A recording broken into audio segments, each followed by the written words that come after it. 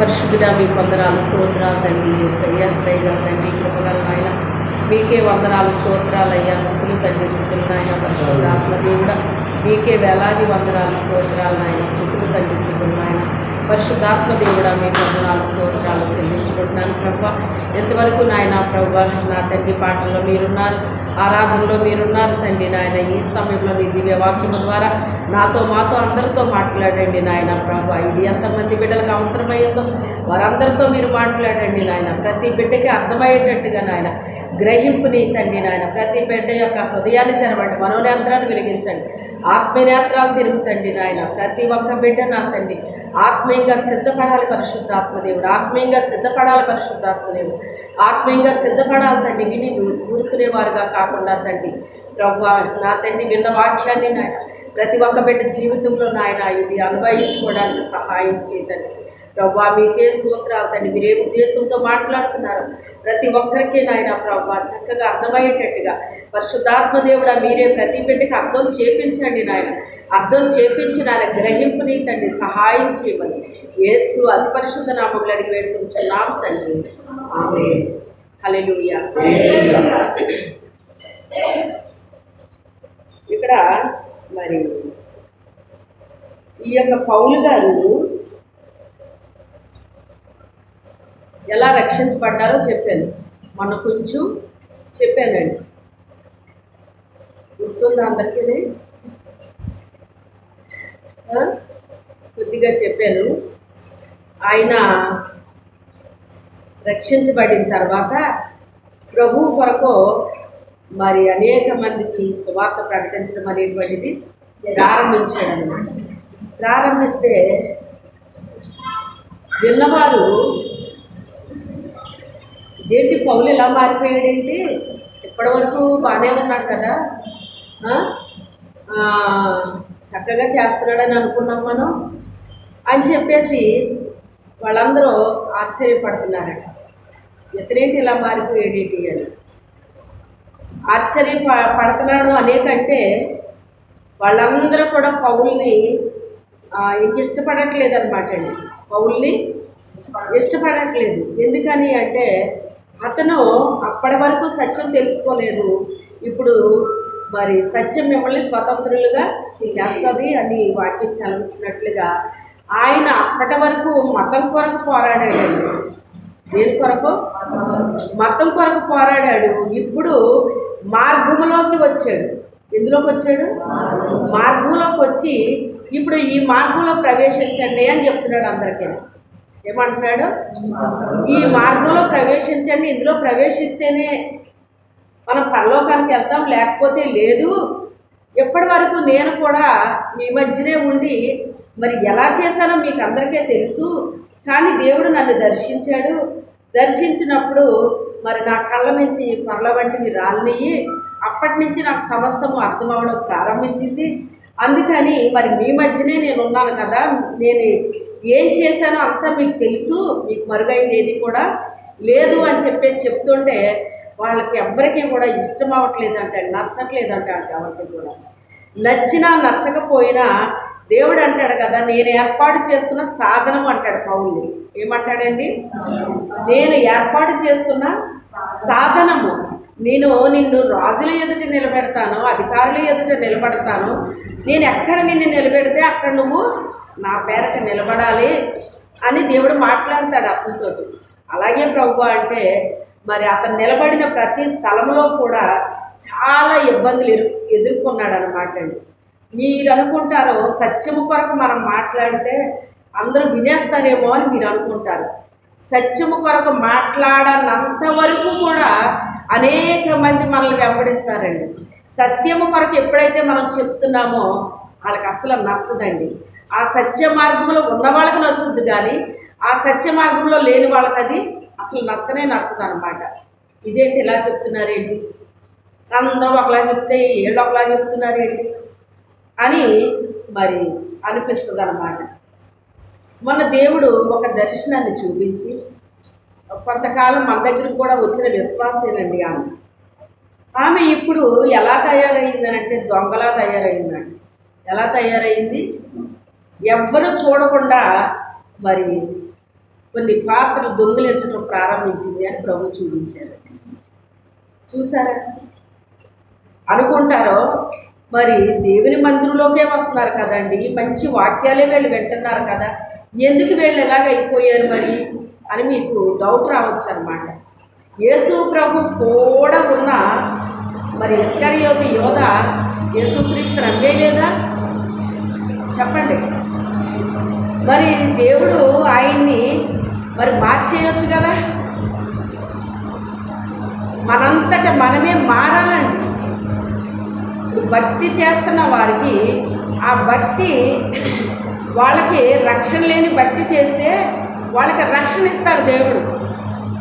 ఏం చేస్తాడు? ఇంత భక్తిగా ఉన్నారు పాపం వీళ్ళు, నాకు వీళ్ళకి రక్షణ దయచేద్దాము అని చెప్పేసి వాళ్ళ హృదయాలు తెరుస్తాడంట. హృదయం తెరిస్తే అప్పటి వరకు విన్న మాటలే లోపలికి వెళ్ళబడ్డ, అప్పుడు విన్న మాటలు లోపలికి వెళ్తాయటండి. ఈ హృదయం అనేటువంటిది మూసుకుపోయి ఉన్నంత కాలం క్రైస్తవులని పేరు ఉంటుంది, కానీ ఈ హృదయం అనేటువంటిది మూసుకుని ఉన్నంత కాలం ఒక్క మాట కూడా లోపలికి వెళ్తండి. లోపలికి వెళ్తే అది పని చేయడం ప్రారంభిస్తుందండి. మందు మన చేతిలో ఉన్న, మన యొక్క బ్యాగ్లో ఉన్న, మన జేబులో ఉన్న, మన ఇంట్లో ఉన్న మందు పనిచేస్తుందా? మరి ఏం చేయాలి? దాన్ని వేసుకోవాలి. అది మన ఇంట్లో ఉన్నా పనిచేయదు, కనీసం మన చేతిలో ఉన్నా పనిచేయదు, మన బ్యాగ్లో ఉన్నా పనిచేయదు, మన జేబులో ఉన్నా పనిచేయదు. దాన్ని ఏం చేయాలి? మనం వేసుకోవాలన్నమాట. వేసుకుంటే అప్పుడు అది మనలో పనిచేయడం ప్రారంభిస్తుందండి. వాక్యం కూడా అలాంటిదే. మనం విన్నంత మాత్రాన వాక్యం పనిచేసేదండి. ఆ విన్నది ఎక్కడికి వెళ్ళిపోవాలి? మరి హృదయంలోకి వెళ్ళాలంటే హృదయం ఏమైపోవాలి? తెరవబడాలి. ఏం చేయబడాలి? తెరవబడాలి. ఆ హృదయం తెరవబడితే ఈ చెప్పిన మాటల్లా లోపలికి వెళ్తుంది. లోపలికి వెళ్ళింది పనిచేయడం ప్రారంభిస్తుందండి. పనిచేయటం ఎప్పుడైతే ప్రారంభిస్తుందో మనిషిలో ఉన్న ఆ పాపం అనే వ్యాధి చేత బాధపడుతున్నారే, ఆ పాపం అనే వ్యాధి వెళ్ళిపోతుంది, స్వస్థత వస్తుంది. పూర్వీకులు పాపరోగానికి మందు ఇది ఏదో మరి నాకు రాదని, నాకు అంతగా అది తెచ్చలేదు, కానీ విన్నానంతే. పరిగెత్తుకుని రండి, మందు వేసుకోండి అని చాలా మరి పాత పాటలన్నీ చాలా మీనింగ్స్ ఉంటాయండి అందులో. ఎంత బాగుంటాయో అన్నమాట. ఆ పాప రోగానికి మందు ఏంటి? దేవుని వాక్యమే మందు. ఈ మందు వేసుకోవాలి మనం. ఇది మందు ఎంతగా మనం వాడితే అంతగా మనము ఆరోగ్యంగా ఉంటామన్నమాట. ఏ ఆరోగ్యం? ఆత్మీయ ఆరోగ్యం. ఆత్మీయ ఆరోగ్యం ఉంటుంది, శరీరానికి కూడా ఆరోగ్యాన్ని ఇస్తూ ఉంటాడు దేవుడు. ఒకవేళ మన శరీరం బలహీనమైతే మన శరీరానికి కూడా ఆయన ఏమిస్తాడు?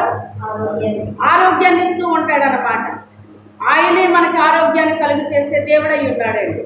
యెహోవా రాఫా, ఆయన స్వస్థపరిచే దేవుడై ఉన్నాడండి. ఆయన పొందిన దెబ్బల చేత మనకు స్వస్థత ఉందండి.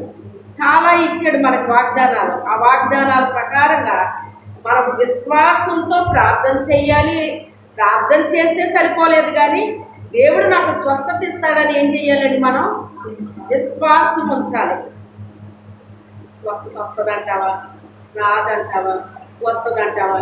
రాదంటావా? ఇలా కాదు, కానీ మనం ఎప్పుడైతే ప్రార్థన చేస్తామో ఆయన యందు ఏం చేయాలి? విశ్వాసాన్ని ఉంచాలండి. నీ విశ్వాసమే నిన్ను స్వస్థపరిచింది. ప్రభు దగ్గరికి వచ్చినప్పుడు ఆయన ఏమంటున్నాడు? నీ విశ్వాసమే నిన్ను స్వస్థపరిచింది, నీ విశ్వాసమే నిన్ను రక్షించింది, నీ విశ్వాసం వల్ల నీకు శాంతి సమాధానం వచ్చింది. అలాగా నీ విశ్వాసము, నీ విశ్వాసము, నీ విశ్వాసము, నీ విశ్వాసమే అగ్ని బలాన్ని చల్లార్చింది, నీ విశ్వాసమే సింహాల నోళ్లు మూసింది. నీ యొక్క విశ్వాసం వలన అసలు ఎలాంటి కార్యమైనా కూడా మన విశ్వాసాన్ని బట్టి జరుగుతుందటండి. మన విశ్వాసాన్ని బట్టి జరుగుతుందట. అయితే దేవునికి ఇష్టకరంగా మనం జీవించడానికి అలవాటు పడాలన్నమాట అండి. ప్రతి దినము కూడా పోరాటం ఉంటుంది. తండ్రి, నీకు ఇష్టమైన జీవితాన్ని నేను జీవించాలయ్యా, నీకు మేలు చేసే బిడ్డగా నేను ఉండాలి, కానీ కీడు చేసే బిడ్డగా ఉండకూడదయ్యా, నీకు లాభమే కానీ నష్టం తెచ్చే బిడ్డగా నేను ఉండకూడదు నాయన. అటువంటి జీవితాన్ని నాకు దయచేయి నాయన. నా ఇంటి వారికి దయచేయండి అని చెప్పేసి మనం ఏం చేయాలండి? ప్రార్థన చేసుకోవాలండి. ప్రార్థన పరిస్థితులను మారుస్తుంది. మనిషిని మనం మార్చలేమండి, దేవుడు మారుస్తాడు. కాకపోతే మనం ప్రార్థన చేయాలి, మనం మొరపెట్టాలండి. మన కన్నీళ్ళు అంటండి రాళ్ళ నరగదీస్తుందండి. రాతి హృదయాలు లాంటివి ఏమైపోతాయంట? కాలువల్లో ఉన్న రాళ్ళు ఆ నీటి కోత ఏమవుతాయంటండి? అరుగుతాయంట. అవునా కదా? ఎంతమందికి తెలిసి ఈ మాట? తెలుసంటే మీరు చూసారా? అది మీరు చూసారా? అరగడం చూసారా? పోలేదు, చూసుకోవాలి. ఒక మీటింగ్లో నేను కూర్చుంటే అది ఆ కాలం వారణ పెట్టారనమాట. ఆ మీటింగ్లో నేను కూర్చున్నాను. ఇలా చూస్తే ఆ కాలువలో ఉన్న రాళ్ళు కనిపిస్తున్నాయి. కాలువ అంటే పెద్ద కాలువ కాదండి అది. మరి ఏమంటారో ఇక్కడ నాకు తెలియదు, వాగేమో మరి నేలని నీరు వెళ్తున్నాను అనమాట. ఆ రాళ్ళు చూపిస్తున్నాడు దేవుడు నాకు. ఆ రాళ్ళు ఎందుకు చూపిస్తున్నాడో నాకు అర్థం అవ్వదు. తర్వాత మాట్లాడాడు ఆయన, నీళ్లు రాళ్ళని అరగదీస్తుంది. ఏదన్నా నాకు ప్రభు చూపించారు అంటే దానికి అర్థం తర్వాత చెప్తాడు అనమాట. ఒక్కోసారి వెంటనే చెప్తారు ఆయన, మరలా తర్వాత చెప్తారన్నమాట. దగ్గరలో చెప్పచ్చు, దూరంలో చెప్పచ్చు. మొత్తం మీద నాకైతే ఏ దృశ్యాన్ని చూపించారో ఆ దృశ్యం కోసం నాకు ఎప్పటికైనా చెప్తారన్నమాట. అందుకే చూపిస్తారన్నమాట ఆయన. మొదటగా మనకి ఏం చేస్తారు? చూపిస్తారన్నమాట. ఇక్కడ పౌలు గారిని మనం చూసినప్పుడు ఆయన మరి ఆ యొక్క సువార్త అనేటువంటిది ప్రకటించడము ప్రారంభించాడు. సమస్తాన్ని పెంటగా ఎంచుకుని ఆయన సువార్త ప్రకటిస్తున్నాడటండి. అనేకులు ప్రభు తట్టుకు తిరుగుతున్నారంట. లోకస్తులు, తర్వాత విశ్వాసులు అన్నమాట. విశ్వాసులు అంటే ఆచార క్రైస్తవులు అన్నమాట. ఎవరు వాళ్ళు? ఆచార క్రైస్తవులు ఉంటారు. మందిరానికి వెళ్ళే వాళ్ళు ఆచార క్రైస్తవులు. అంటే ఈవేళ ఆదివారం కనుక ఆరాధనకి వెళ్ళాలి, ఈవేళ ఆరాధనకి వెళ్ళాలి. తర్వాత ఈరోజు మరి ఆరాధనకి వెళ్ళకపోతే బాబోయ్ ఎలాగా, ఏ నష్టాలు జరిగిపోతాయో ఏంటో అని భయంతో వెళ్ళే వాళ్ళు కొంతమంది ఉంటారంటే. ఇలా రకరకాలుగా దేవుని మందిరానికి వెళ్ళే వాళ్ళు ఉంటారంటండి. అవిశ్వాసులు కూడా దేవుని మందిరానికి వెళ్తారంటండి. అయితే వెళ్ళగా దేవుడు ఏం చేస్తాడంటే వాళ్ళని చూసి వాళ్ళు ఆ వాక్యం ఎప్పుడైతే విత్తుతున్నామో అది వాళ్ళలో పడుతూ ఉంటుంది. ఒక రోజుని వాళ్ళ అవిశ్వాసాన్ని దేవుడు ఏం చేస్తాడు? బాగు చేస్తానంటున్నాడు. ఈ అవిశ్వాసాన్ని బాగు చేస్తానంటున్నాడు. మన బైకో, కారు, లేకపోతే మనకున్న వెహికల్ ఏదో షర్ట్కి ఇచ్చాం, అది సరిగ్గా లేదు, పోయింది. ఆ పోయిందని పట్టుకెళ్ళి మనం ఎక్కడ ఇచ్చాము? షర్ట్కి ఇచ్చామండి. అక్కడ పెట్టేసి వెళ్ళండి, నేను తర్వాత చూస్తాను అంటాడు ఆ మెకానిక్. నాకు ఖాళీ లేదు ప్రస్తుతం, అక్కడ పెట్టేసి వెళ్ళండి అంటాడు అన్నమాట. అక్కడ పెట్టిన తర్వాత ఎప్పుడో ఒకప్పుడు దాన్ని ఏం చేస్తాడు ఆయన? బాగు చేస్తాడు. ఏం చేస్తాడు? బాగు చేసిన తర్వాత అది ఏమవుతుంది? మనకి ఉపయోగపడుతుంది. ఏమవుతుంది? అలాగే భ్రష్టులైన పిల్లలారా తిరిగి నా యొద్దకు రండి, నేను మీ అవిశ్వాసాన్ని బాగు చేస్తాను అన్నాడు. అలాగే తోమ యేసు ప్రభు కూడానే తిన్నవాడే, తిరిగినవాడే, సువార్తలు అన్నింటిలో ఉన్నవాడే. కానీ ఏమొచ్చింది అతనికి? అవిశ్వాసులతో సాంగత్యం చేయడాన్ని బట్టి అతనికి అవిశ్వాసం వచ్చింది. ఆ అవిశ్వాసాన్ని దేవుడు బాగు చేశాడా లేదా? బాగు చేస్తే మరలా సువార్త ప్రకటిస్తూ దేశాలు వెళ్ళిపోయాడు ఆయన. ఆ తోమ గారే మన దేశానికి సువార్త తీసుకొచ్చి అందించాడు అన్నమాట. 2025 సంవత్సరాలు అయ్యింది. ఇప్పటికే పూర్తిగా మన దేశం రక్షణలోకి వచ్చిందండి. సంవత్సరాలు 2025 సంవత్సరాలు అంటే మీరు చూడండి, ఇన్ని సంవత్సరాలు అయింది కానీ సువార్త అయితే వింటున్నారు కానీ మనుషుల్లో మార్పు లేదు. మందిరాలకి వెళ్ళే వారిలో కూడా వాళ్ళకి రక్షణ లేదు. ఇలా ఉంటున్నారన్నమాట అండి. అయితే ఏది ఏమైనప్పటికైనా ప్రభువు మరి ఆయన అన్నట్టుగా ఆలస్యము చేయాలని ఆయన చేయట్లేదంట. కానీ ఎందుకు అవుతుందంట ఆలస్యం? అందరూ అంతటా వారు మనసు మనసు పొందాలని, మారు మనసు పొందని వాళ్ళ కొరకు ఇది ఆలస్యం అవుతుందంటే, లేకపోతే పాటికి వచ్చేయాలంటండి ఆయన. నా చిన్నప్పుడు అంటే ఇంచుమించుగా నేను 1, 2 చదువుతున్నానండి అప్పుడు నా క్లాస్మేట్ ఒక అమ్మాయి, వాళ్ళ పక్కకు వచ్చారు ఆ ఊరు. వచ్చి వాళ్ళ నాన్న రిక్షా దొక్కేవాడు, వాళ్ళ అమ్మగారు వాళ్ళని మందిరానికి వెళ్ళేవారు. ఎందుకంటే మేము వెళ్ళిన మందిరానికి వాళ్ళు రాలేదు, కానీ వేరే మందిరానికి ఎక్కడో వెళ్ళేవారు వాళ్ళు దూరంగా. వెళ్ళేసరికి ఆ అమ్మాయి కోసం అని చెప్పేసి నేను నువ్వు వెళ్ళేటప్పుడు నాకు పిలువు పాప అని చెప్పేసి అంటే, ఆ అమ్మాయి పేరు చిట్టి మేరీ, నాకు ఇప్పటికే గుర్తు. ఆ అమ్మాయిని పిలిస్తే అప్పుడు ఆ ఆంటీ ఏదో ఒక మాట చెప్పింది దేవుడి గురించి. అంతే ఆకర్షింపబడ్డాను నేను. ఈ ఆంటీ ఏంటి దేవుడి గురించి చెప్తుంది అని. నాకు దేవుడి గురించి చెప్పేవాళ్ళని నాకు చాలా ఇష్టం అన్నమాట. వినడం చాలా ఇష్టం. అవి విని హృదయంలో పెట్టుకోవడం ఇష్టం. పెట్టుకోవడమే కాదు, దాన్ని అనుసరించడం ఇష్టం. ఆ రకంగా ఆ ఆంటీ ఒకరోజు చెప్పిన విషయం ఏంటంటే, ఒరే యేసు ప్రభు వస్తాడో మనల్ని తిరిగి తీసుకెళ్తాడు, ఆయన దగ్గరికి తీసుకెళ్ళిపోతాడో పరలోకానికి అందాము. ఏమన్నారు ఆవిడ? వస్తారు, పరలోకానికి తీసుకెళ్తారు. అప్పుడు నా వయసు ఎంత ఉంది? బహుశా మీ పిల్లల కంటే ఇంకా చిన్నదాన్ని అయ్యి ఉండొచ్చు. మీ ఓడు ఏం చదువుతున్నాడు? అయ్యి బాబోయ్. అప్పుడు నాకేమనిపించిందంటే, అయితే యేసు ప్రభు వస్తాడా అంటే మనల్ని తీసుకెళ్ళిపోతాడా పరలోకానికి అన్నాను. తీసుకెళ్ళిపోతారా? మనది ఇక్కడ కాదు, మనకు పరలోకం రా. మనకి దేవుడు మనకు పరలోకాన్ని ఏర్పాటు చేశాడు, అక్కడ ఆయన ఉంటారు, ఆయన దగ్గర తీసుకెళ్ళిపోతారు మనల్ని అని చెప్పేసి అన్నమాట. నాకు చాలా నచ్చేసి నేను ఏం ఆలోచిస్తున్నానంటే, నాకు మంచి గౌన్లు ఏవి ఉన్నాయా పరలోకంలో వేసుకున్నారు. మరి భూమి మీద అంటే భూమి మీద వేరు, పరలోకం అంటే బాగుంటుంది కదా. అది అక్కడ మామూలుగా వేసుకుంటే బాగుంది కదా, మంచి మంచి గౌన్లు వేసుకోవాలి కదా. ఆ గౌన్, ఈ గౌన్, ఇవన్నీ దాచుకుంటున్నాను నేను. దాచుకుని అక్కడ వేసుకుంటాను అనుకున్నాను. ఆ చిన్ని హృదయానికి ఏమర్థమైంది? ఆ చిన్ని అర్థమైంది. అర్థమయ్యేసరికి ఆ తర్వాత కొంతకాలానికి అలా రాను వెళ్ళి మళ్ళీ అప్పుడప్పుడు ఆంటీ ఇంకా రావట్లేదు, ఇంకా రావట్లేదు అంటే నేను అనుకునేది ఏంటంటే చాలా త్వరగా వచ్చేస్తారు ఆయన అని నేను అనుకున్నాను. అనుకుంటే వస్తారా అని ఆవిడ చెప్పేవారు. ఇంకా నాకు ఇంకా ఆరాటం ఆగట్లేదు. ఆయన వచ్చేయాలి, పరలోకానికి వెళ్ళిపోవాలి. మనది భూమి మీద మనది కాదు, మనది పరలోకం అని చెప్పిన మాట నా లోపల పోయింది. లోపలికి వెళ్ళిపోయి ఎప్పుడు వెళ్ళిపోతానా పరలోకం, ఎప్పుడు వెళ్ళిపోతానా, అదంతా నేను ఎప్పుడు చూస్తానా అని ఈ ఆరాటం ఎక్కువైపోయిందన్న.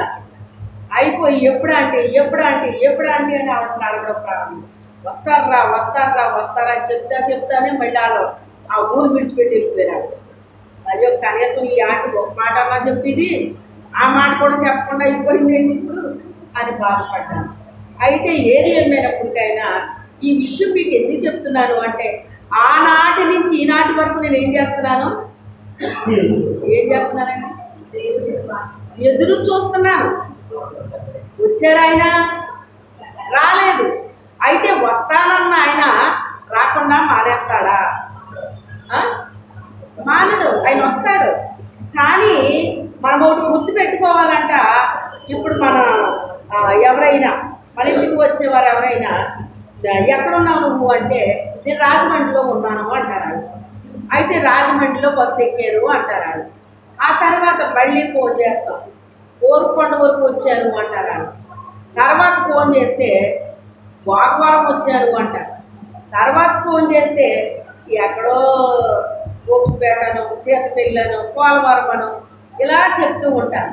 అంటే వాళ్ళు మనం మొదటి ఫోన్ చేసినప్పుడు ఎక్కడున్నారు? వాళ్ళు ఉన్నారు. ఇప్పుడు ఎక్కడి వరకు వచ్చేసారు వాళ్ళు? ఇంచుమించుగా మనకి దగ్గర వరకు. పోలవరం వచ్చాను అంటే మనం ఏమనుకుంటాం? నేను ఎర్లపల్లి ఎంతసేపు వచ్చేస్తారు అని మనం అనుకుంటాం. అంటే ఇప్పుడు నేను ఇది ఎందుకు చెప్తున్నాను అంటే, ఆయన వెళ్ళేటప్పుడే నేను మరలా వస్తాను, మిమ్మల్ని తీసుకుని వెళ్తాను అని చెప్పారు. ఆయన వస్తానన్న ఆయన తప్పకుండా వస్తాడు. ఎందుకంటే ఆయన వస్తాడు అని ఆ రోజుల్లో మరి మొదటిగా ప్రవచించింది తండ్రి అయిన దేవుడు, ఆయన ఒక సవాలుగా ప్రవచన రూపంలో చెప్పాడు ఆయన. ఆ తర్వాత ఏమోని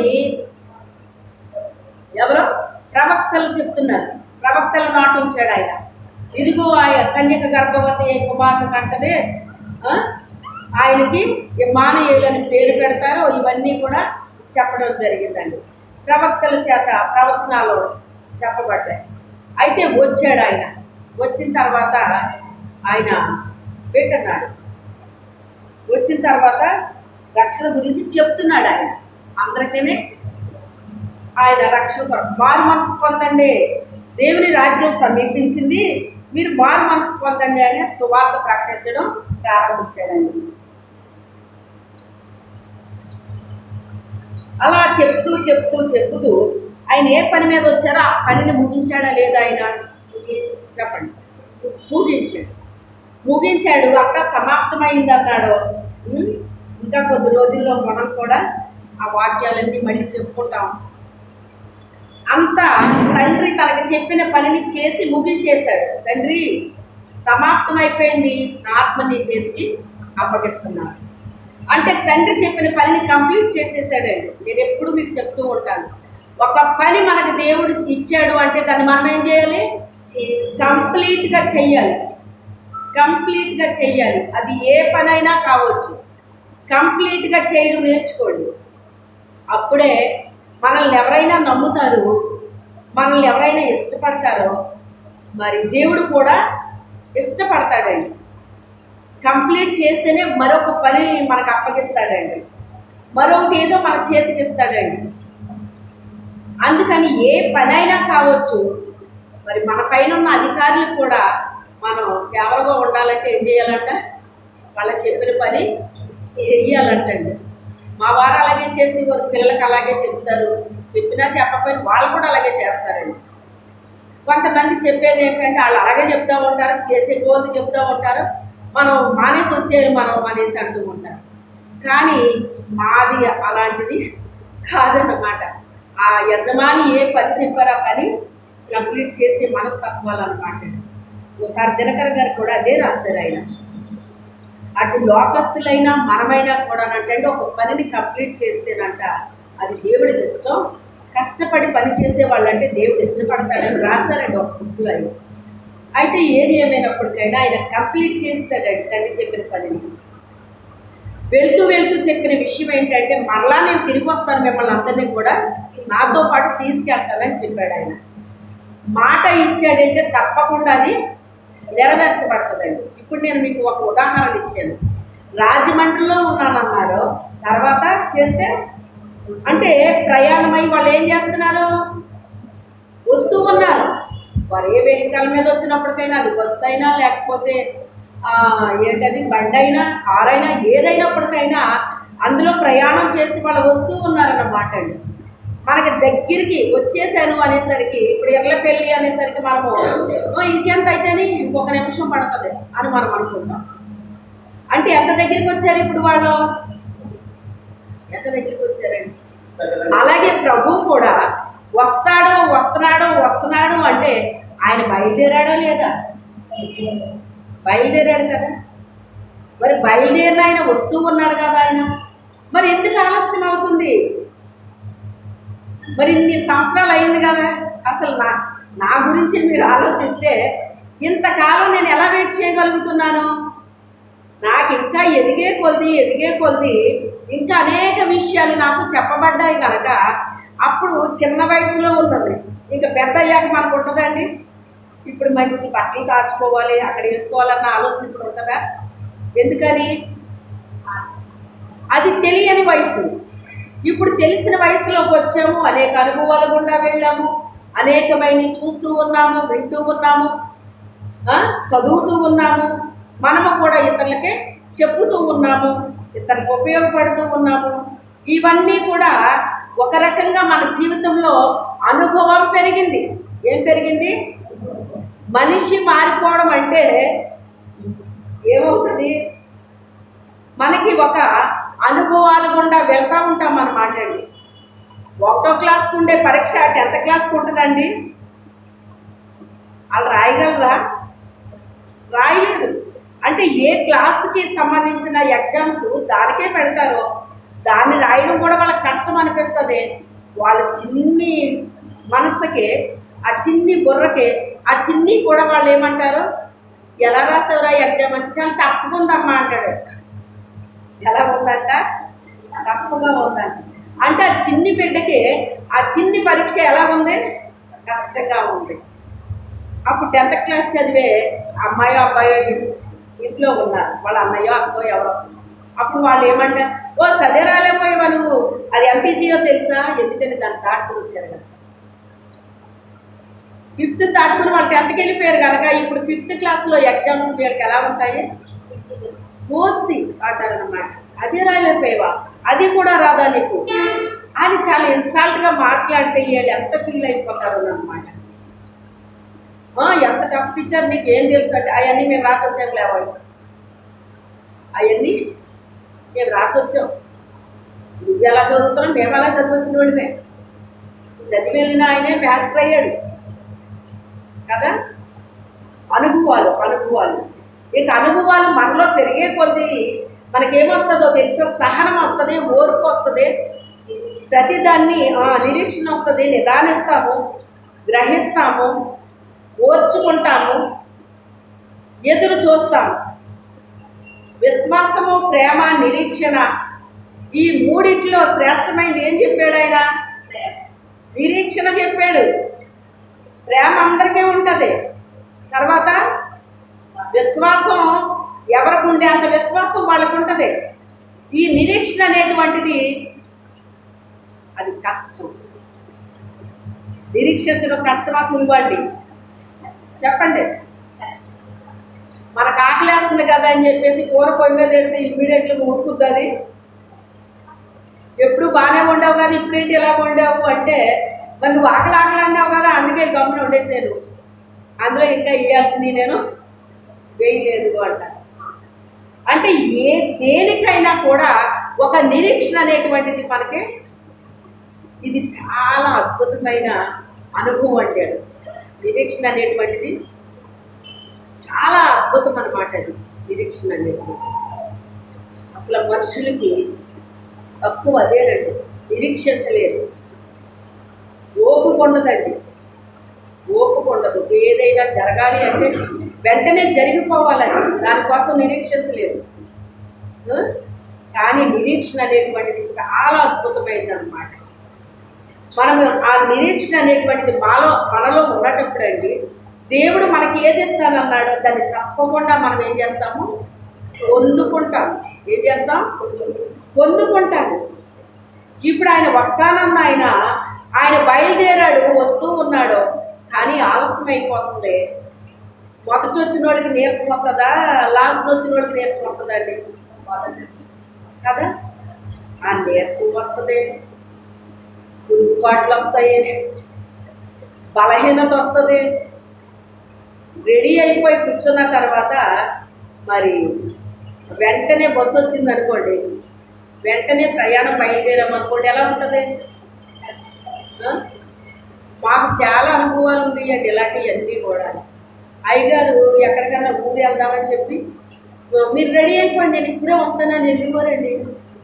వెళ్ళిన ఆయన మధ్యాహ్నానికి వచ్చిన రోజులు ఉన్నాయి, సాయంత్రానికి వచ్చిన రోజులు ఉన్నాయి, ఊరు వెళ్దామన్న విషయం మర్చిపోయిన రోజులు ఉన్నాయి. ఆయన మేము రెడీ అయిపోయి ఇంకా వస్తారు. ఈ పిల్లలేమో నన్ను తినేసేవారు. పిల్లలకి ఏంటంటే ఊరు వెళ్తామంటే ఇంకా వాళ్ళకి అసలు నిద్ర పట్టదు, తిండి తినరంటారు. ఇంకెప్పుడు ఉంటారా మరి, వస్తానన్నారు కదండి, ఆఫీస్కి వెళ్ళి వస్తారు. ఆఫీస్కి వెళ్ళి అంతసేపు అసలు ఊరు వెళ్ళేటోడు ఆఫీస్కి వెళ్ళమేంటి? ఈ పిల్లల కోచులకి సమాధానం చెప్పలేకపోయేదాన్నండి నేను. అలాంటప్పుడు నువ్వు ఎప్పుడు ఊరు వెళ్దామని చెప్పకడాడి, ఇంక ఈరోజు మొదలుంచుకుని నువ్వు అలా చెప్పుకో అనేసి. ఇప్పుడు భార్యగా నాకు కొంచెం సహనం ఉంటుంది. ఇంకా ఆయన అంతే అలాగే వెళ్తారు అని చెప్పేసి నాకు స్టార్టింగ్లో కొంచెం అది అనిపిస్తుంది. అలా మెల్లమెల్లగా ఇంకా భార్యకు అలవాటు అవుతుంది, పిల్లలకు అలవాటు అవ్వడానికి చాలా టైం తీసుకుంటుంది అన్నమాట.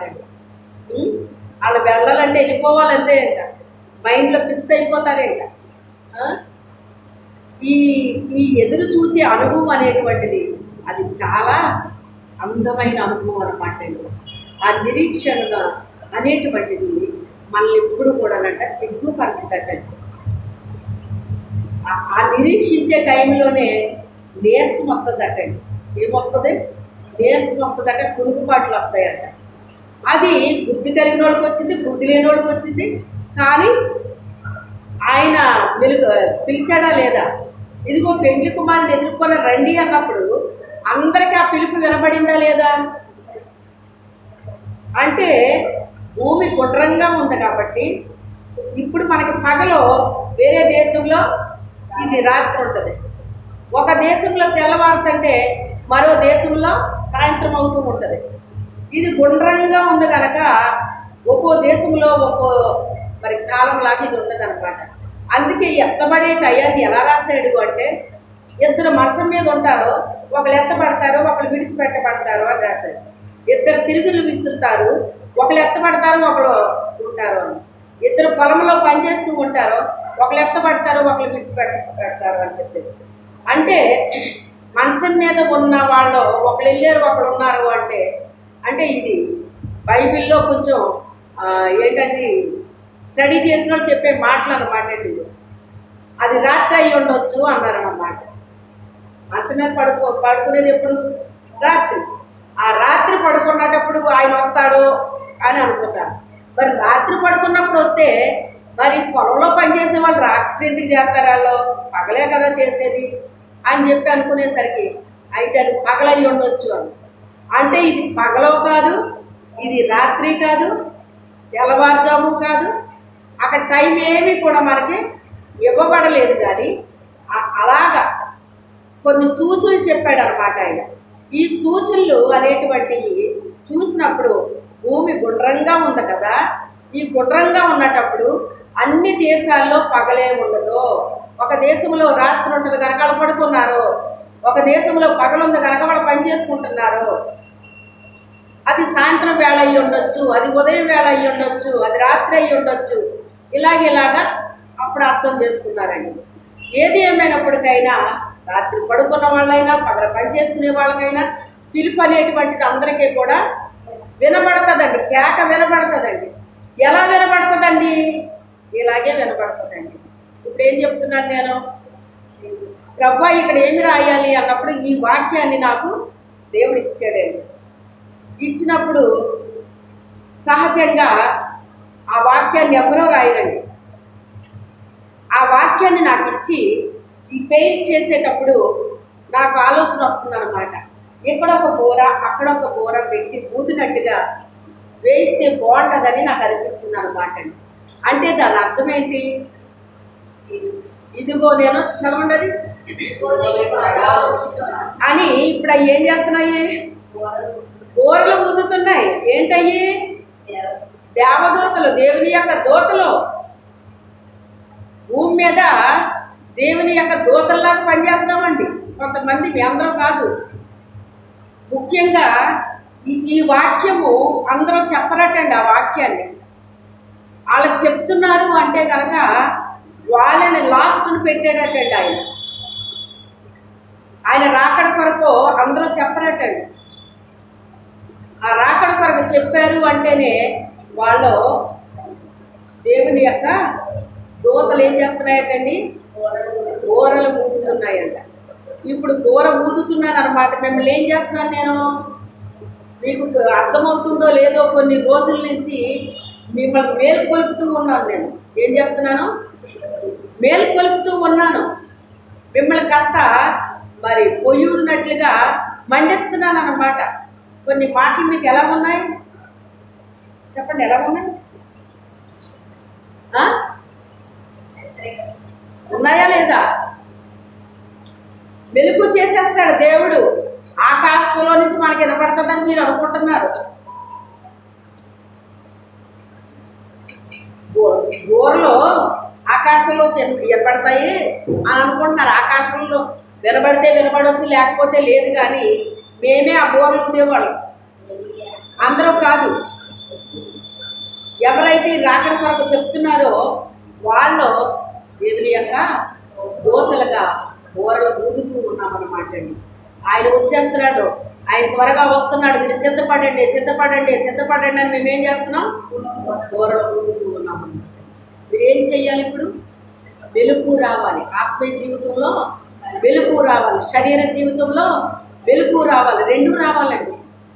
శరీరానుసారంగా వెలుగు రావాలి, ఆత్మానుసారంగా వెలుగు రావాలి. వెలుగు వచ్చిన వాళ్ళు ఏం చేస్తారండి? పడుకుని ఉంటారు కదా, ఇక్కడ ఏదోటి చేస్తూ ఉంటారు, చక్కబెడుతూ ఉంటారు, సిద్ధపడుతూ ఉంటారు. మీరు సహజంగా లేచిన వెంటనే మీరు ఏం చేస్తారు చెప్పండి? చాలా మందికి ఉండే అలవాటు ఏంటంటే, అంటే తప్పని నేను చెప్పట్లేదు కానీ అద్దం చూసుకుంటారు. ఏం చేస్తారండి? రాత్రి పడుకున్న తర్వాత లేచిన తర్వాత ఏం చేస్తారండి? చూసుకుంటారు. అంటే మనం పడుకున్నప్పటికి ఎలా ఉన్నామో లేచేసరికి మనము ఎలా ఉన్నాము.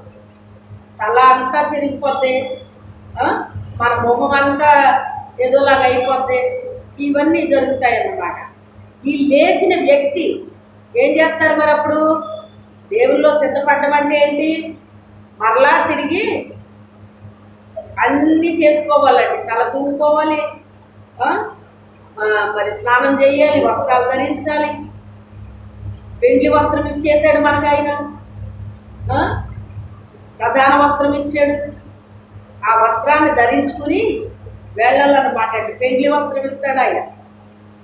అందరికీ ఒకే రకమైన వస్త్రం ఇవ్వడటండి.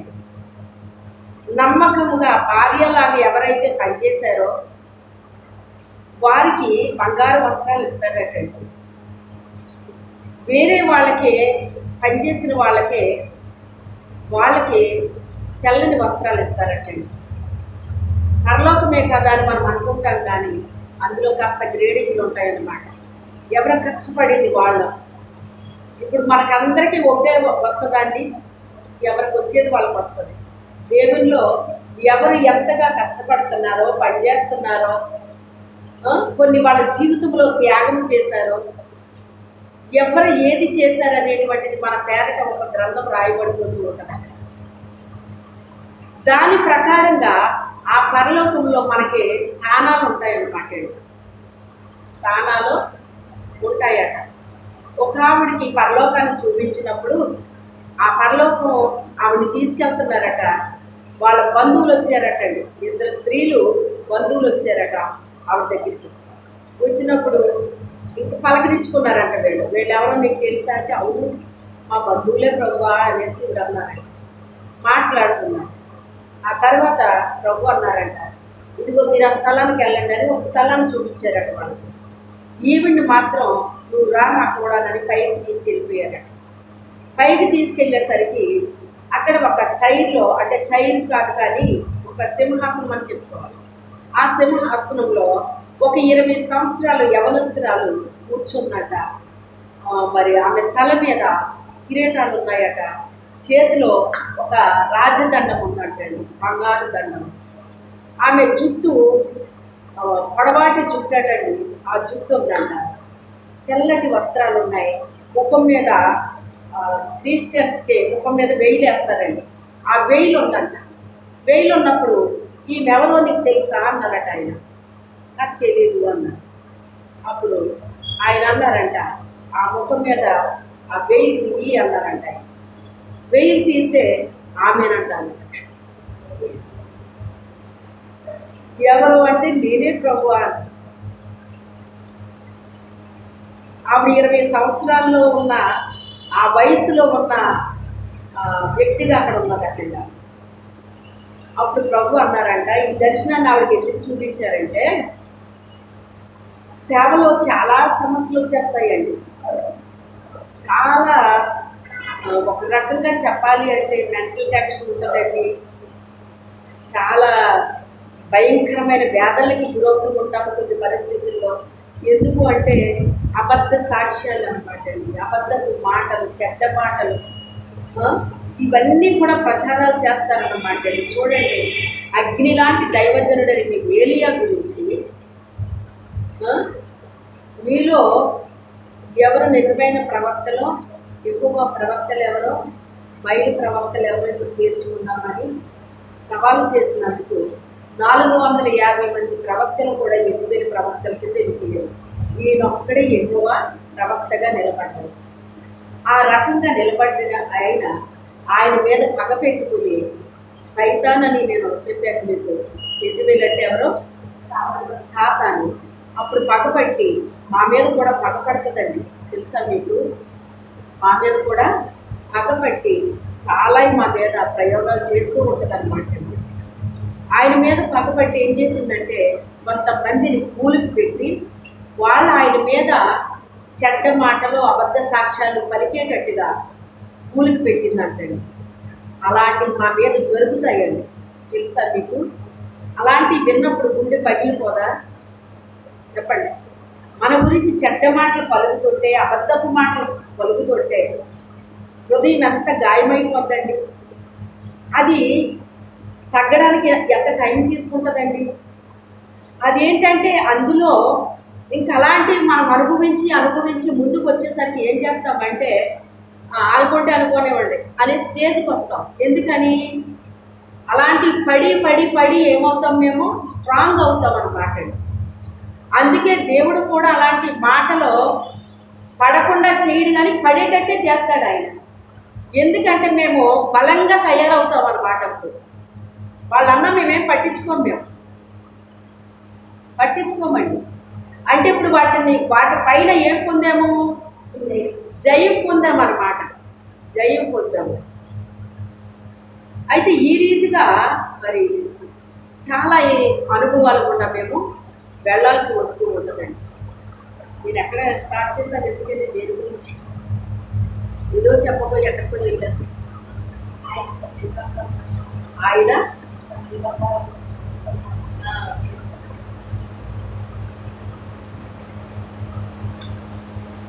సమీపంగా కూరలైతే ఆవిడ గురించి చెప్తున్నా. అప్పుడు ఆ ఆవిడ అలాంటి మాటలన్నీ వాళ్ళ మీద మాట్లాడుతుంటే అది తట్టుకోలేక, ప్రభువా ఇంక నేను సేవ చేయను, నా వల్ల కాదు, ఈ మాటలన్నీ నేను భరించలేకపోతున్నాను. సాతానికి కావాల్సింది ఏంటి అంటే అలాంటి చెడ్డ మాటలు, అలాంటి అబద్ధ సాక్ష్యాలు పలికితే మేము సేవ వదిలేస్తామని సాతానుడు ఆ రకంగా చేస్తాడనమాట. అది సాతాను చేసే పని. అయితే దేవుడు మమ్మల్ని ఏం చేస్తాడంటే అవి తట్టుకునే శక్తి పకిస్తూ ఉంటాడనమాట. ఆ మాట విన్నా కూడా స్టార్టింగ్లో అయితే మేము కూడా మీలాగే అయిపోతూ ఉంటాము. ఆ మాటలు అనిపించుకునే కొద్ది దేవుడు మమ్మల్ని ఏం చేస్తాడంటే బలపరుస్తూ ఉంటాడనమాట. ఆ రీతిగా చేసినప్పుడు వాటి గుండా వెళ్తూ ఉంటాం. ఆవిడ అనిపించుకుని చివరికి ఈ మాటలు నేను భరించలేకపోతున్నాను ప్రభువా, నా వల్ల కాదు, ఇంక నేను సేవ చెయ్యను ప్రభువా అని చెప్పేసి మనసులో అనుకుందంటావు. అనుకున్నప్పుడు ఈ దర్శనాలు చూపించాడు దేవుడు. చూపించి ఇప్పుడు మరి తల మీద ఏమున్నాయి? కిరీటాలు ఉన్నాయి. ఒక కిరీటం కాదు, కిరీటాలు ఉన్నాయంట. అవి వజ్రాల వైడూర్యాలతో ఒకటి పొదిగింపబడి ఉన్నాయి. చేతిలో చూస్తే రాజధనం అంటే ఏలే వ్యక్తిగా పెట్టాడు అనమాట. ఇవన్నీ ఆవిడకి ఇవ్వబడినాయి అన్నమాట. అప్పుడు ఈవిడ మరి ఏమనుకుంటున్నారో, భూమి మీద ఉన్నారు. భూమి మీద ఉండి ఇప్పుడు ఈవిడ ఏం చేయలేకపోతున్నారు? ఈ మాటల్ని భరించలేకపోతున్నారు ఆవిడ. అంటే భరించలేనంత మాటలు ఆవిడ వినాల్సి వస్తుంది అనమాట.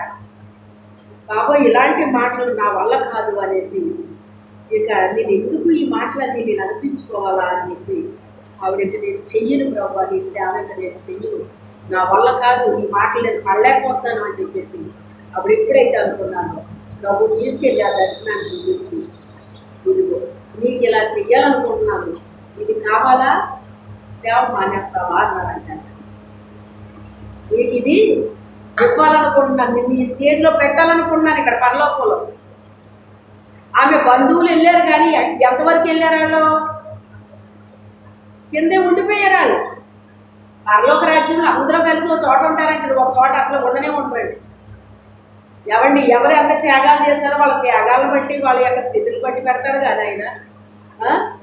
అంతే తప్ప అందరినీ ఓ చోట ఎందుకు పెడతాడండి? నామకార్థుల్ని వాళ్ళని కలిపి పెట్టేస్తాడు ఆయన? పెట్టరు.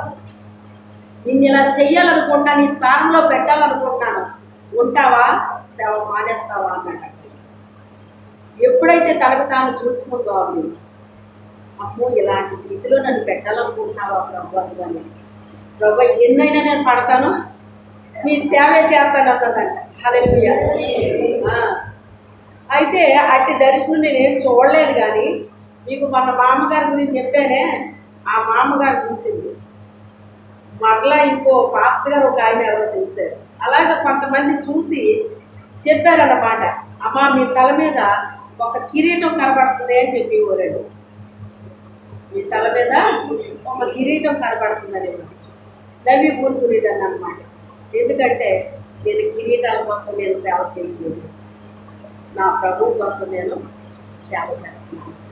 స్టార్టింగ్లో వాళ్ళ వీళ్ళు ఎగతాళి చేసినా నాకేమీ అర్థమయ్యేది కాదు, కానీ అర్థమైన తర్వాత బాధ కలగడం ప్రారంభించింది. ఆ బాధ కలగడం ప్రారంభించింది కానీ దేవుడు నన్ను ఏం చేశాడు?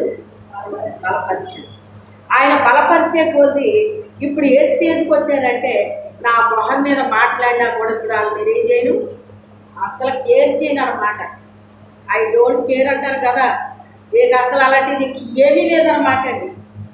మళ్ళీ ఇంకా కొత్తది ఏమి ఇచ్చాడంటే దేవుడు తిప్పి కొట్టేది ఇచ్చాడు అనమాట అండి. మన మీద వేసిన బాణాన్ని మళ్ళీ తిప్పి కొట్టేటట్టుగా ఇచ్చాడు అనమాట. అది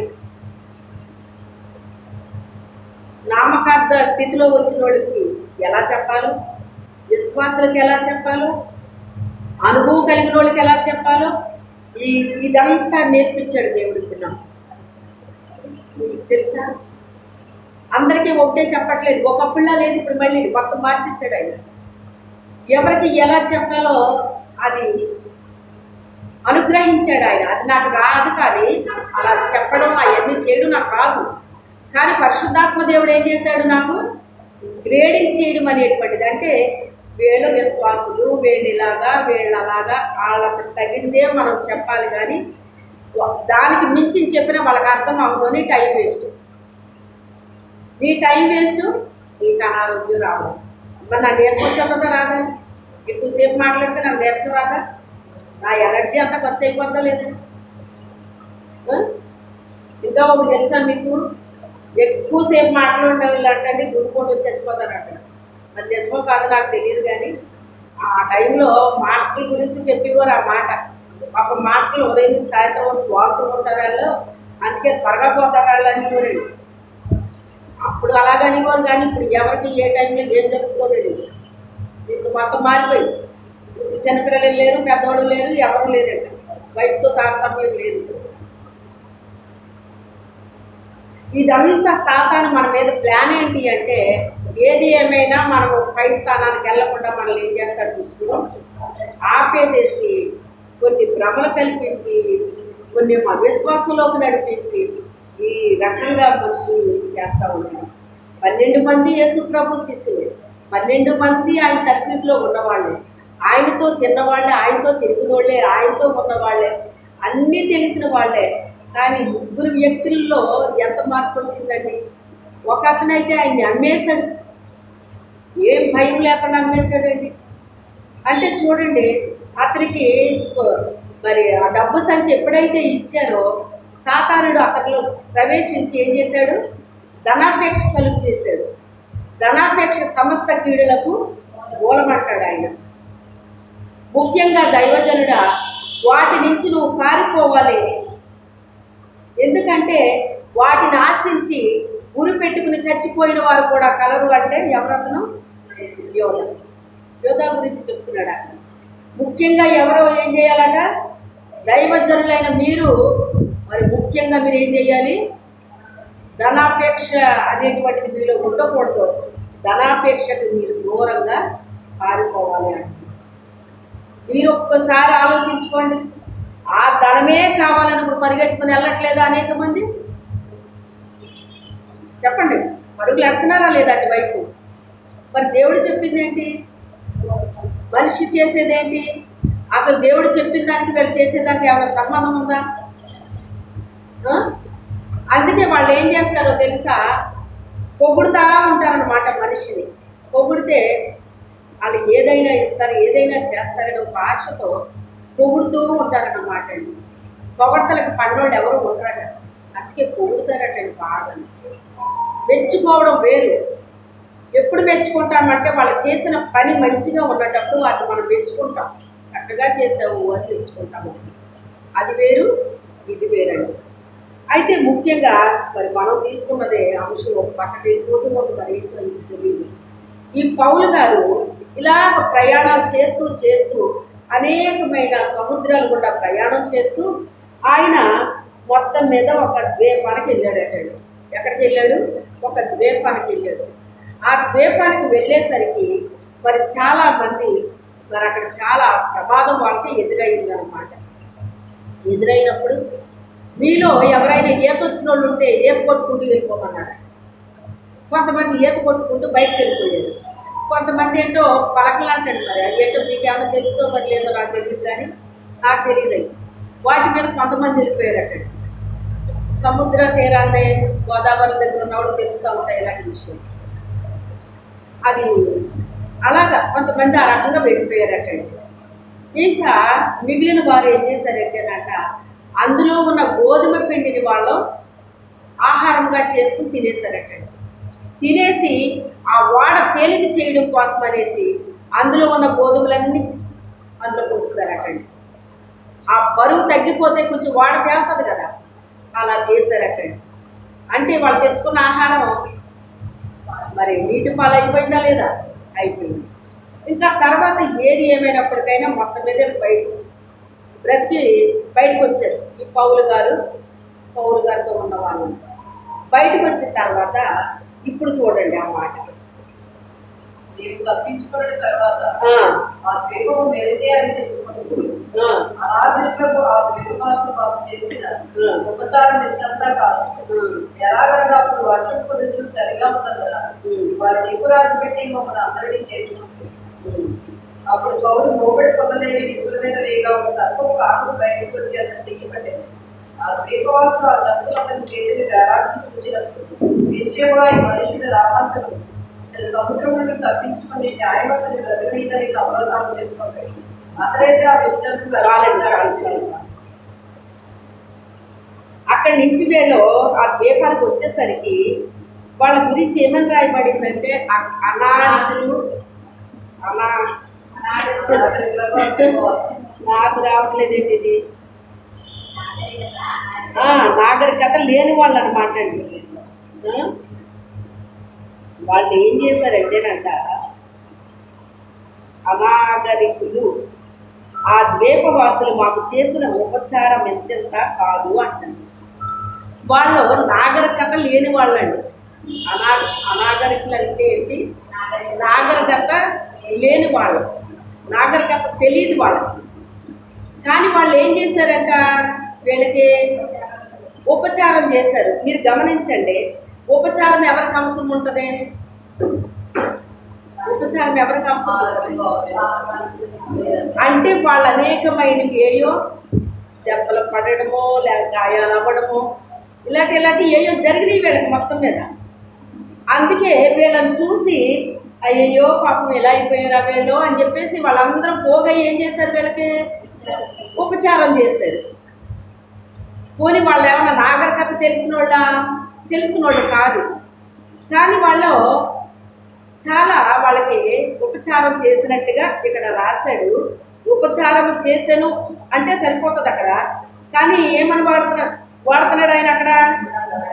వాళ్ళ చేసిన ఉపచారము ఎంతెంత కాదు అంటే చాలా ఉపచారం మాకు చేశారు అని చెప్తున్నాడు అనమాట అండి అక్కడ ఆయన. ఈ ఉపచారం చేశారు కానీ చూడండి ఆయన ఏం చేశాడట, వీళ్ళు మంట వేశారు. వర్షం వస్తుంది, చలిగా ఉంది, పాపం వీళ్ళు ఇందులో వచ్చారు కదా అని వాళ్ళకి ఏం చేశారు, మంట వేశారటండి. వేడి పుడుతుంది కదా అని మంట వేస్తే ఈ పౌలు గారు ఏం చేశారు, మోపుడి పొగలు ఏరుకుని వచ్చాడట. ఆయన ఏరుకొచ్చి ఆ మంటలో పెట్టాడటండి. ఆ మంటలో పెడితే ఆ వేడికి ఆ పొలంలో ఉన్న పాము ఏం చేసింది? బయటకు వచ్చింది. బయటికి పోయింది. అది పౌలు గారి చెయ్యిని పట్టుకుందంటండి. చూడండి, మీరు గమనించండి.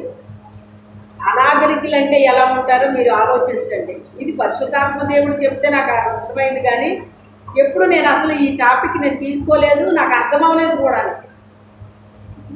ఇప్పటి వరకు వాళ్ళకి ఏం చేశారు? ఉపచారం చేశారు. ఎంతెంత కాదని రాశాడు.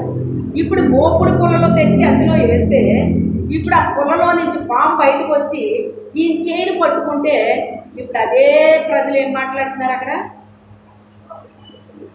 ఇతను ఎలాంటి వాడో సముద్రం నుంచి తప్పించుకున్నాడు. కానీ మన న్యాయ దేవతని ఎవరినంటారండి? కోర్టులున్న కళ్ళు కట్టేస్తారు కదా. మన భాషలో ఏం చెప్తారు? న్యాయమాత అంటారా? ఇంకోటి ఏదో అంటారు కదా, ధర్మదేవత కదా. అవునా కదా? చెప్పట్లేదు.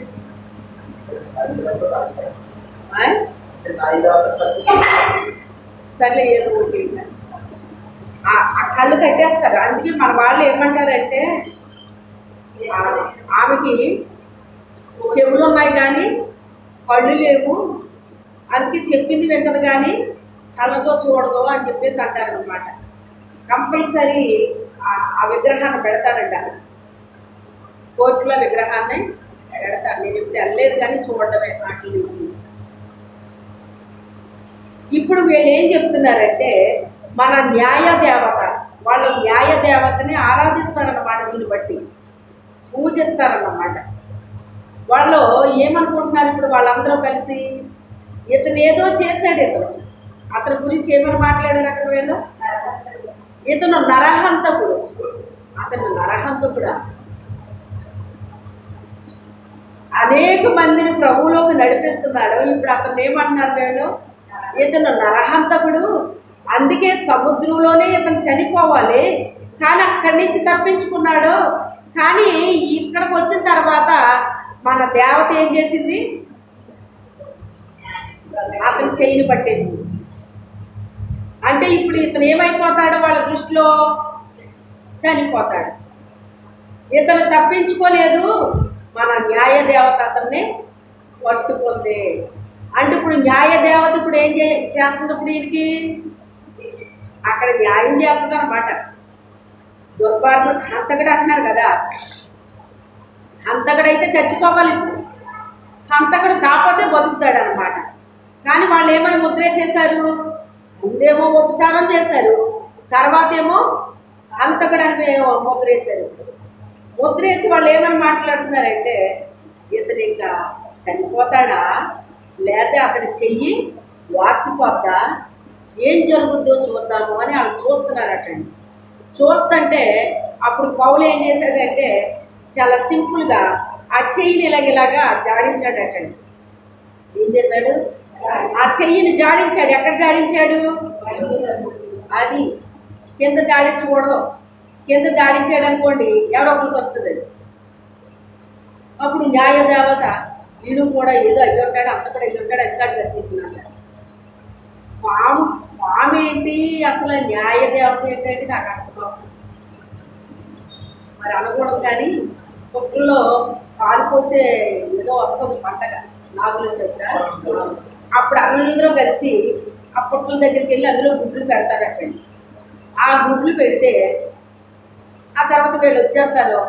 ఆ వేరే కుర్రోళ్ళు పిల్లలు వెళ్ళి ఆ గుడ్లు తెచ్చుకుంటారంటండి. అందరూ వెళ్ళినప్పుడు వెళ్తారు తప్ప ఎవరో వెళ్ళినప్పుడు ఆ గుడ్డు ఎట్టుకెళ్ళి అందులో పెట్టమనంటే అప్పుడు చెయ్యట్టుకుని వస్తుందో లేదో అంటున్నారు. నిజంగా ఈ పాము గురించి నాకు జంతువు అని నాకు తెలియదండి. ఒకరోజు వాక్యం చెప్తుంటే పాము కూడా ఒక జంతువు అని మాట్లాడాను. ఆ రోజు నేను ఆలోచించుకున్నాను, ఏంటి ఇలా మాట్లాడాను ఈరోజు? పాముని జంతువు అని మాట్లాడని, ఇది కరెక్టా కాదా, ఎందుకు నా నోట్లోంచి అలా వచ్చింది అనుకున్నాను. కానీ ఈ వాక్యంలో మాట రాశాను, జంతువు అని రాశాడండి. పాము గురించి రాసినప్పుడు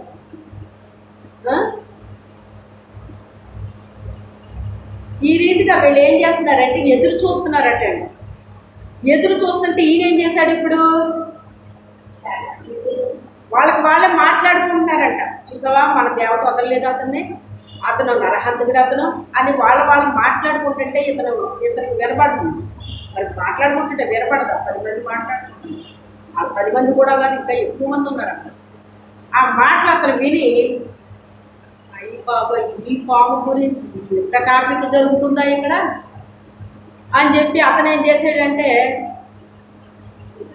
అందుకే అనాగరికులు అంటే ఇలాగే ఉంటుందిరా బాబు మీది, నాకు పరిచయం అయితే బాగానే చేశారు కానీ ఇంతలోనే క్షణంలో మీ మనసు ఏమైపోయింది, నేను హంతకుండా ముద్రేస్తున్నారు మీరు. సరే నేను హంతకుండా కాదు, నేను చూపిస్తాను చూడు, నా దేవుడు నా పక్షాన ఉన్నాడురా బాబు అని ఆయన ఏం చేశాడు? విదిలించేశాడు. కానీ విదిలించేసేటట్టు అదేమైపోయింది?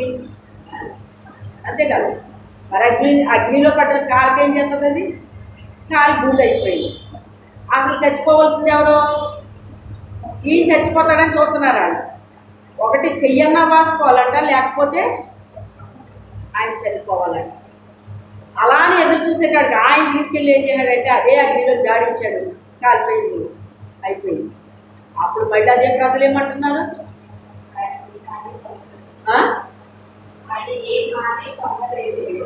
పొందలేదు. శరీరము వాచును లేక అకస్మాత్తుగా పడి చచ్చును అని కనిపెట్టుకుంది. చాలాసేపు కనిపెట్టుకున్న తరువాత అతనికి ఏ హాని కలుగుతుండటం చూసి ఆ అభిప్రాయం మారి ఇక్కడ ఒక దేవత అని చెప్పసాగి. మళ్ళీ ఏం మారిపోయారేలో? ఇప్పుడు ఈయన దేవత అయిపోయాడు. మళ్ళీ మీరు గమనించండి, అనాగరికులు అంటే ఎక్కడో అడవుల్లో ఉండి సరిగ్గా బట్టలు అవి వేసుకోవడం రాదు, ఇలాగా వాళ్ళకి ఏం చేయాలో తెలియదు అని అనుకుంటూ ఉంటారే, అయితే ఉండొచ్చు. కానీ అనాగరికులు అంటే ఇటు మాట్లాడేస్తారు, అటు మాట్లాడేస్తారు, ఏమీ అర్థం ఉండదు అన్నమాట. చూడండి, రాగానే ఎంత పరిచర్య చేశారండి వాళ్ళు. అయ్యో సముద్రంలో చచ్చిపోవలసి కూడా తప్పించబడ్డారు అని ఎంత పరిచర్య చేశారండి మాట. కానీ ఇప్పుడు మళ్ళీ ఏమంటున్నారు? ఇతను హంతకుడు అని మళ్ళీ మాట్లాడుతున్నారు. ఆ పాముని జాడితే అది ఆ అగ్నిలో పడి కాలి బూడిదైపోయినప్పుడు మళ్ళీ వెంటనే ఏమంటున్నారు? ఇతను దేవత అంటున్నారు.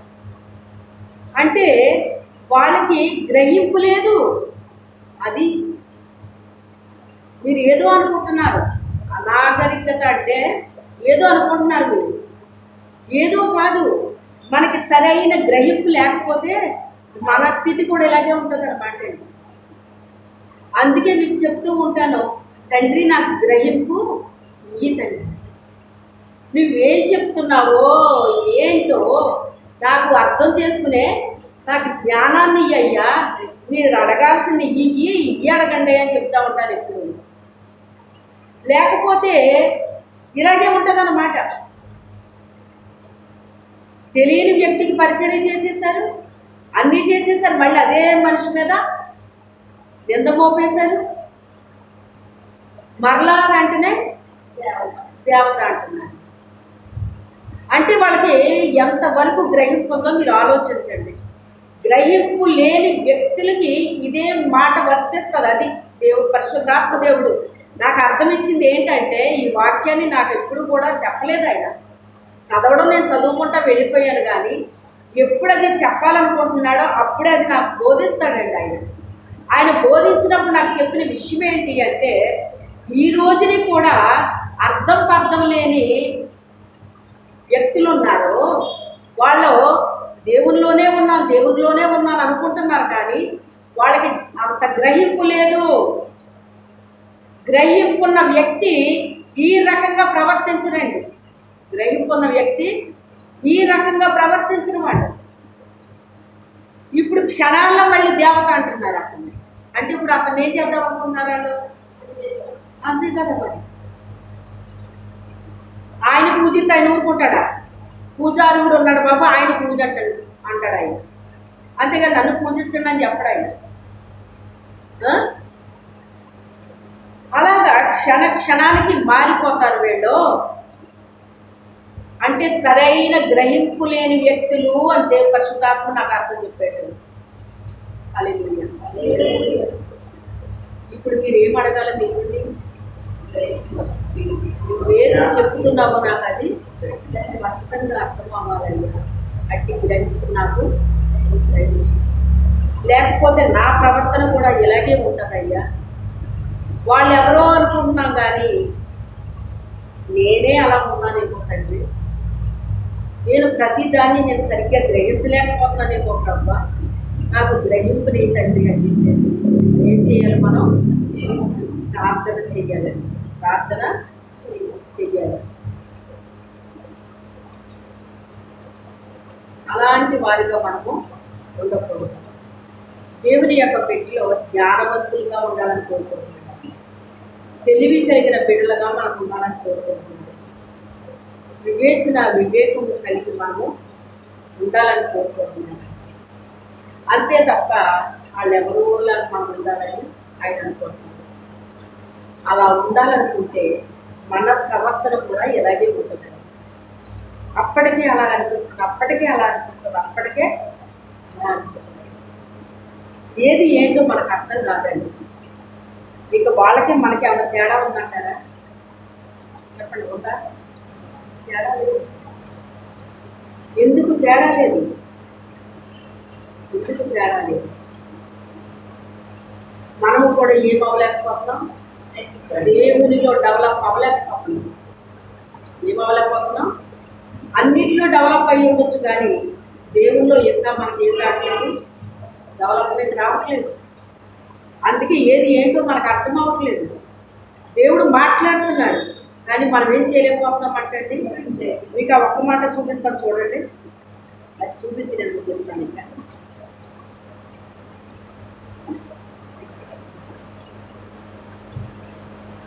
చివరికి ఒక మాట వాడతాడు ఆయన.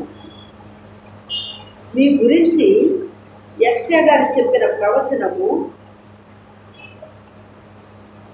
26వ వచనం చూడండి. 26 కంటే 25 చూడండి. వారిలో 25 వారిలో వేదాభిప్రాయం కలిగినందుకు పౌలు వారితో ఒక మాట చెప్పి వాళ్ళలో ఏమొచ్చినాయి అంట? వేదాభిప్రాయాలు వచ్చినాయి అంట. వచ్చినందుకు పౌలు వారితో ఒక మాట చెప్పిన తర్వాత వారు వెళ్ళిపోయింది. అదేనగా మీరు వినుట పట్టుకు విందులు కానీ గ్రహింపనే గ్రహింపరు, చూచుట పట్టుకు చూతులు కానీ కారణే కారణని గర్వయ్యకు వెళ్ళి చెప్పారు. ఈ ప్రజలు కనులారా చూసి చెవులారా విని మనసారా గ్రహించి నా వైపు తిరిగి నా వల్ల స్వస్థత పొందకూడదంటే వారు ఉద్యోగులు వారి చెవులతో మందంగా విని కళ్ళు మూసుకుని ఉన్నారు అని పరిశుద్ధాత్మ యెషయా ప్రవక్త ద్వారా విజనులతో చెప్పిన మాట సరియే. కాబట్టి దేవుని వల్ల ఈ రక్షణ నిజమేందుకు పంపబడి ఉన్నదని మీరు తెలుసుకున్నారు కాక వారు దాని మిత్రులు. చాలు చాలు. ఇప్పుడు ఇక్కడ చివరిలో చెప్తున్నాడు అనమాట అండి. ఇప్పుడు నేను ఇంకా ఇది చదవకుండా ముందు చెప్పాను మీరు. ఇప్పుడు మనం కూడా ఏం అడగాలని చెప్పాను నేను కదా. ఇప్పుడు వాళ్ళ గురించి చెప్పి ఇప్పుడు ఈయన ఏం చెప్తున్నాడు ఇక్కడ? యెషయా ప్రవక్త ప్రవచించింది మీ విషయంలో సరిగ్గానే ప్రవచించాడు ఆయన. ఈ ప్రజలు వినట మట్టుకు వింటారు కానీ గ్రహింపరు, గ్రహింపరు, చూచుట మట్టుకు చూస్తారు.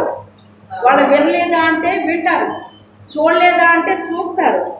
కానీ ఈ ప్రజల యొద్ద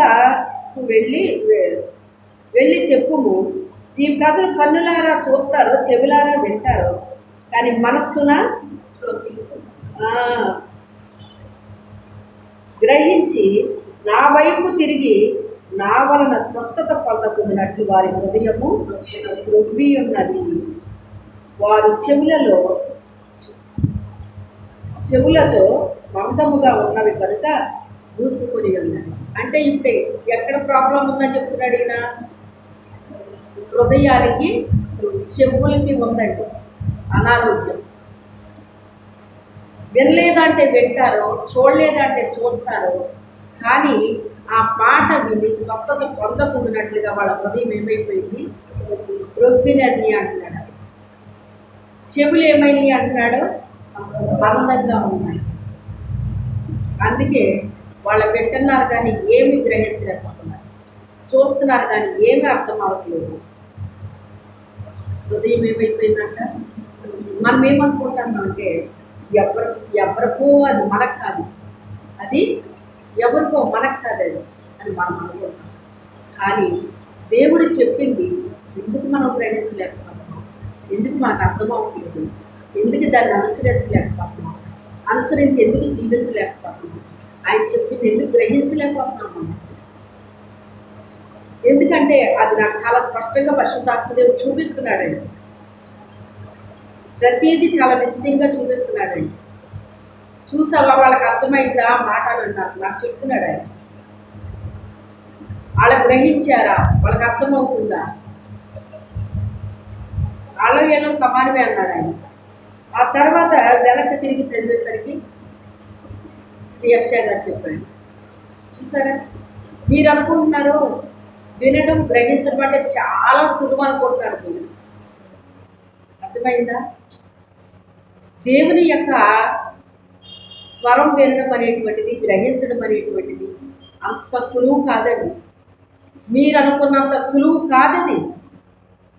ఎందుకంటే నేను చెప్తున్నాను మీకు, కొంచెం డీప్గా వెళ్తూ ఉండాలి. మనం లోతుకి కొన్ని మనకు అర్థం అవ్వాలంటే ఏం చేయాలండి? పై ఉంటే అర్థమవుతాయా? మనం గట్టు మీద నిలబడి నీటిలోకి చూస్తున్నామండి, మనకేం కనపడుతుంది? ఏం కనపడుతుంది? నీరు కనపడుతుంది. ఆ నీరు మీదకి ఏదైనా చేపలు వచ్చి అలాగ ఆడుతుంది అనుకోండి, ఆ చేపలు కనపడుతుంది. అదే నీటిలో దిగామనుకోండి, ఏం కనపడుతుంది? మనకు ఒక సామెత ఉంటుంది, తింటే కానీ రుచి, దిగితే కానీ. మనము లోతుకు వెళతంటే అప్పుడు మనకి ఏమవుతూ ఉంటుంది? చాలా అర్థమవుతూ ఉంటాయి. మనం పైనే ఉండి మనం గ్రహించాలంటే అర్థం కావాలి. ఏం చేయాలి? కాస్త లోతుకు వెళ్తూ ఉండాలి. ఏదో వినేసాము పక్కన పెట్టేసాం,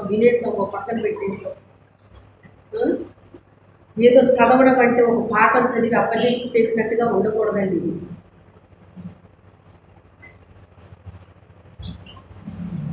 నాకు పరిశుద్ధాత్మ చెప్పకపోతే నాకెలాగ అర్థమవుతాయి ఇవన్నీ? నాకు చూపిస్తున్నాడు ఇప్పుడు, అప్పుడు ఎక్స్ప్లెయిన్ చేస్తున్నాడు. నీకేం అర్థమైంది? ఆ వాక్యానికి, జరుగుతున్న పరిస్థితులకి, మనుషులు జీవితాలకి వాళ్ళకి ఎంత అర్థమవుతుందో నాకు చాలా స్పష్టంగా ఆయన తెలియపరిచాడు. అర్థమవుతున్నట్టుగా ఉంది కానీ అర్థం అవ్వట్లేదు. అర్థమైతే ఇలా ఉండరు అని చెప్పేసి చాలా స్పష్టంగా నాకు చెప్పారండి ఆయన. నాకు చెప్పిందే మీకు చెప్తున్నాను. అది మీరు ఎవరో ఎంత మట్టుకు తీసుకుంటారో నాకు తెలియదు. అది తీసుకుంటే మీరు ధన్యులే. అయితే ఈ రోజున మీరు చేయాల్సింది ఏంటి అంటే, నిజమే ప్రభువా, నువ్వు చెప్తుంది నాకు చెప్పినట్టుగా నేను అర్థం చేసుకునే అంత గ్రహింపు నాకు లేదు. నా చెవులు మందమైపోయినాయి అయ్యా, నా హృదయము పొంగిపోయింది. అందుకే నువ్వు చెప్తున్నావు కానీ, నేను వింటున్నాను కానీ, నేను చూస్తున్నాను కానీ నేను మాత్రము నేను గ్రహించలేకపోతున్నాను అయ్యా. నా మట్టుకు నేను ఎప్పుడు చేసుకుంటా ప్రార్థన. చిన్న వయసు నుంచి పరిశుద్ధాత్మ దేవుడు ఈ ప్రార్థన చెయ్యి అన్నట్టుగా చేపించేవారు ఆయన నాతోటి. ఆ ప్రార్థన చెయ్యాలని నాకు తెలియదండి. తెలియకపోయినా తెలియని విషయాల కోసం నేను ప్రార్థన చేస్తున్నానంటే ఎలా చేశాను నేను? పరిశుద్ధాత్ముడు నా ద్వారా ఇది అడుగు అది అడుగు అని చెప్పేసి ఇవన్నీ నాతో అడిగించాడండి ఆయన. నాకు జ్ఞానం కావాలి, నాకు తెలివి కావాలి, నాకు వివేకం కావాలి, నాకు వివేచన కావాలి, నాకు పరిశుద్ధత కావాలి, నాకు నీతి కావాలి, యథార్థత కావాలి. ఇవన్నీ నాకు అనుగ్రహించి ప్రభువా అని నాకు తెలియని విషయాన్ని నేను ఎలా ప్రార్థన చేస్తాను? ఈనాటికి కూడా ప్రభువా నువ్వేం చెప్తున్నావో నాకు అర్థమయ్యేటట్టుగా నాకు తెలియవచ్చయ్యా అని నేను అడుగుతూ ఉంటానండి. దేవుని విషయాలు అంత త్వరగా అర్థం కావండి, అర్థమైనట్టుగా ఉంటాయి కానీ అర్థం కాదు. మీకు చాలాసార్లు చెప్పాను. ఇప్పుడు డాక్టర్స్ ఉంటారు. ఆ డాక్టర్స్ గమనించండి. మొదట ఆర్ఎంపీ డాక్టర్లు ఉంటారు, మనకి అందుబాటులో ఉంటారు. ఆర్ఎంపీ డాక్టర్ అంటే మనకు అందుబాటులో ఉంటారన్నమాట. ఇలాగండి బాగాలేదు అంటే వెంటనే వాళ్ళు వచ్చేస్తారు. వచ్చేసి వైద్యం చేస్తారండి. ఆ తర్వాత మనము లేదు కాస్త పెద్ద హాస్పిటల్కి వెళ్దాము అని అనుకునేటప్పుడు ఎంబీబీఎస్ డాక్టర్ దగ్గరికి మీరు వెళ్తారు. ఆ తర్వాత ఈయన మొత్తం అన్నీ కలిపి చెప్తాడు కదా, మరి ఆయన జనరల్గా అలా కాదు. దీనికి ఒక స్పెషలిస్ట్ ఉంటాడు. మన ముక్కు కొత్తే ముక్కు, చెవు కొత్తే చెవి, కన్ను కొత్తే కన్ను. మీరు కళ్ళ డాక్టర్ దగ్గరికి వెళ్ళి కళ్ళు గురించి చెప్తే ఆయన చూస్తాడా? అమ్మ నేను కళ్ళే చూస్తాను, కళ్ళు డాక్టర్ దగ్గరికి వెళ్ళండి అని చెప్పేస్తాడు ఆయన. కళ్ళు డాక్టర్ దగ్గరికి వెళ్ళి కళ్ళు చూడండి అంటే, అమ్మ నేను కళ్ళ డాక్టర్ని కళ్ళే చూస్తాను కదా, కళ్ళు చూడటం నాకు తెలియదు, పలానా డాక్టర్ ఉన్నాడు అక్కడికి వెళ్ళండి అని ఆయన చెప్తాడు. అంటే ఒక్కొక్క అవయవానికి ఒక్కొక్క డాక్టరు ఉన్నాడండి. అలాగా మొదటి నుంచి చిన్ని ఆర్ఎంపీ డాక్టర్ నుంచి మొదలయ్యి ఎంతవరకు ఉన్నారంటే, ఈ దేశం కాదు అమెరికా దేశంలో అయితే వైద్యం ఇంకా బాగుంటుంది అంటారు, ఆ దేశంలో వైద్యం ఇంకా బాగుంటుంది అంటారు. ఎక్కడైనా బాగుంటుంది, కానీ దేవుడు మనకి పరమ వైద్యుడు ఎవరండి? ఆయనే. ఇక ఆ అమెరికాకి వెళ్ళిన తర్వాత మా వల్ల కాదు, నువ్వు రావాల్సిన టైంలో నువ్వు రాలేదు, ఇదైతే ఇంకా నేను చేసిన వేస్ట్, ఇది ఇంకా నీకు అవ్వదు ఇది అని చెప్పేశారు వాళ్ళు. అదే ఏసే దగ్గరికి వెళ్ళారనుకోండి, ఎంత పాడైపోయిందైనా బాగు చేస్తాడా లేదైనా? ఆ బాగు చేయబడ్డ వాళ్ళే ఈరోజు బలంగా సాక్ష్యాలు చెప్తున్నారు.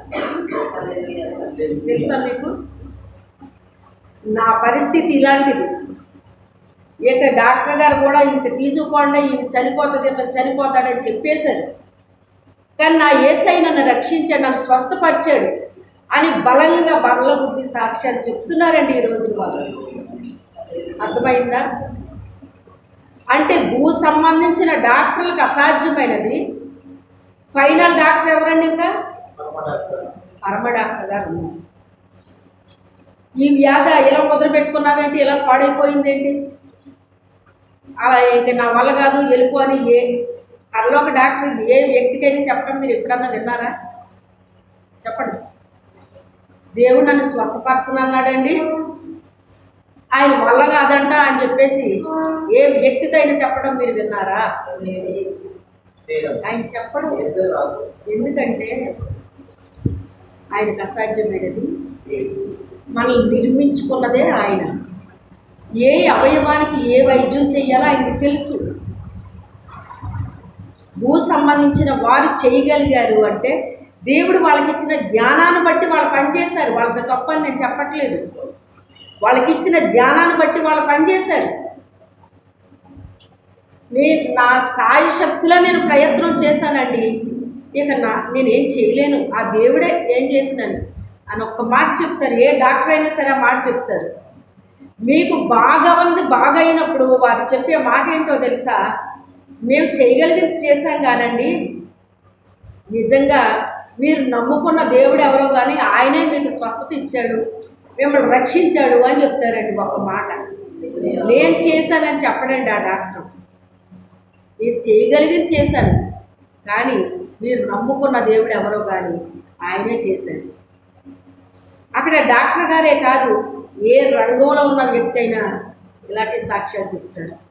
ఇది మా వల్ల జరగలేదు, మీరు నమ్ముకున్న దేవుడే చేశాడు మీకు అని చెప్తారు. చూసారా? అలాగే మనల్ని నిర్మించిన నిర్మాణకుడికే తెలుసు మన బుద్ధి అయినా, మన హృదయం అయినా, మన అవయవాలు ఏ పని చేస్తున్నాయో, ఏ పని చేయట్లేదో, వేటికి అనారోగ్యం వచ్చిందో, ఇవన్నీ ఎవరికి తెలుసండి? ఆయనకి తెలుసు.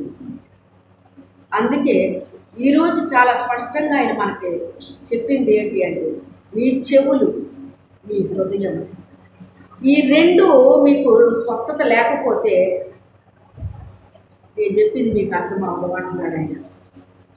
నేను చెప్పింది మీకు అర్థం అవ్వదు. చెప్పిన వాక్యం నేను అలా ఆలోచిస్తానండి. నేనే చెప్తున్నానని మీరు అనుకుంటారు. నేను చెప్తాను కరెక్టే, కానీ ఆయన కూడా నాలోకి వస్తారు. వచ్చి ఏం చేస్తారు, మీతో నాతో కూడా మాట్లాడతారు కొన్ని విషయాలు. అన్నీ నాకు చెప్పినయే